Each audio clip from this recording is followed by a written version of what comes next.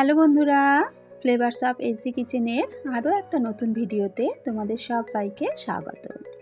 আজ তোমাদের সাথে একটা লাউয়ের রেসিপি শেয়ার করব।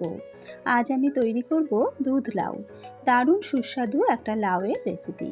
গরম গরম ভাতের সাথে এই দুধ লাউ খেতে কিন্তু ভীষণ ভালো লাগে।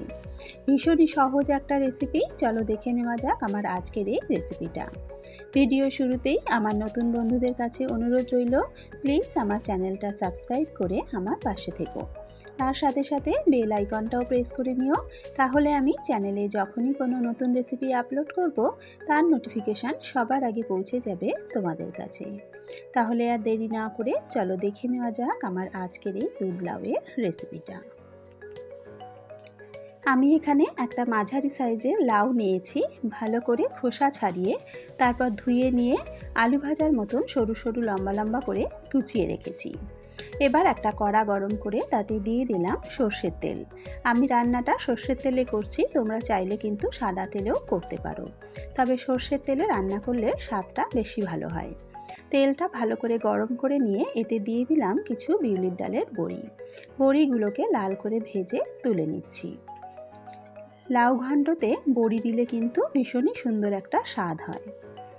বড়িগুলো তুলে নেওয়ার পর এবার ফোড়নের জন্য দিয়ে দেব তেজপাতা, শুকনো লঙ্কা, আর দিয়ে দিলাম 1/4 চা চামচ কালো জিরে আর 1/4 চা চামচ সাদা জিরে।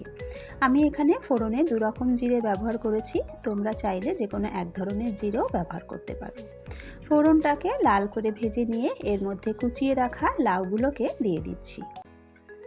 লাউ কাটার আগে ভালো করে ধুয়ে নিয়ে তারপর কাটলে কিন্তু লাউ থেকে কম জল বেরোয়। লাউটা দিয়ে একবার ভালো করে মিশিয়ে নেব। লাউ ভালো করে মিশিয়ে নিয়েছি, এবার এতে দিয়ে দিলাম স্বাদ মতো নুন। নুন দিয়ে আবারও একবার ভালো করে মিশিয়ে নেব। নুন দেওয়ার সাথে সাথেই কিন্তু লাউ থেকে জল বেরোতে শুরু করবে, তাই লাউটা যদি কেটে ধুয়ে তারপর কাটা যায় তাহলে কিন্তু জলটা কম বেরোয়, কারণ লাউ সেদ্ধ হতে খুব বেশিক্ষণ সময় লাগে না, তাই বেশি জল হয়ে গেলে লাউ বেশি সেদ্ধ হলে কিন্তু খেতে টক লাগে। চাপা দিয়ে 2-3 মিনিট লাউটাকে রান্না করে নিয়েছি। চাপা তুলে আবারও একবার ভালো করে নাড়াচাড়া করে দিলাম। এবার এর মধ্যে দিয়ে দেব 1/2 কাপ কড়াইশুঁটি, 4টে চেরা কাঁচা লঙ্কা, আর দিয়ে দেব 1 চামচ জিরে গুঁড়ো। সামান্য একটু কাশ্মীরি লঙ্কার গুঁড়ো দিলাম, তাতে একটু সুন্দর কালার হবে, তবে তোমরা না চাইলে কাশ্মীরি লঙ্কার গুঁড়োটা স্কিপ করতে পারো।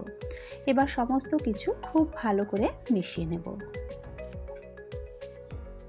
দেখতেই পাচ্ছ লাউ থেকে কতটা জল বেরিয়ে গেছে, এই জলেই কিন্তু লাউ খুব ভালোভাবে সেদ্ধ হয়ে যাবে। সব কিছু ভালো করে মিশিয়ে নেওয়ার পর লো আঁচে চাপা দিয়ে 5 মিনিট রান্না করে নেব। 5 মিনিট পর চাপাটা তুলে নিলাম। আমাদের লাউ কিন্তু এখন প্রায় সেদ্ধ হয়ে গেছে। আবারও একবার ভালো করে মিশিয়ে নিয়ে এর মধ্যে ভেজে রাখা বড়িগুলো দিয়ে দিলাম, আর দিয়ে দেব 1 চা চামচ চিনি। নিরামিষ লাউ ঘন্টতে মিষ্টি দিলে কিন্তু স্বাদটা আরও ভালো হয়। বড়ি আর চিনিটাকে খুব ভালো করে আরও একবার মিশিয়ে নিলাম।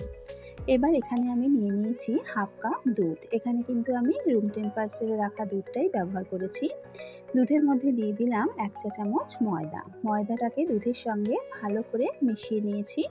এবার এই ময়দা মেশানো দুধটা লাউয়ের মধ্যে দিয়ে দিলাম।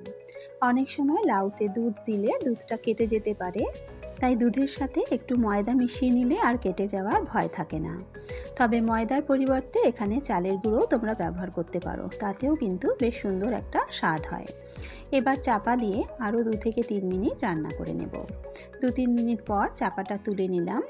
দেখো এখন কিন্তু লাউ ঘন্টটা অনেকটা মাখা মাখা হয়ে গেছে। ময়দা বা চালের গুঁড়ো একটু মিশিয়ে দিলে কিন্তু খুব তাড়াতাড়ি লাউ ঘন্ট মাখা মাখা হয়ে যায়। এবার ওপর থেকে একটু ধনেপাতা কুচি ছড়িয়ে দিলাম। ধনেপাতাটাকে ভালো করে মিশিয়ে নেব।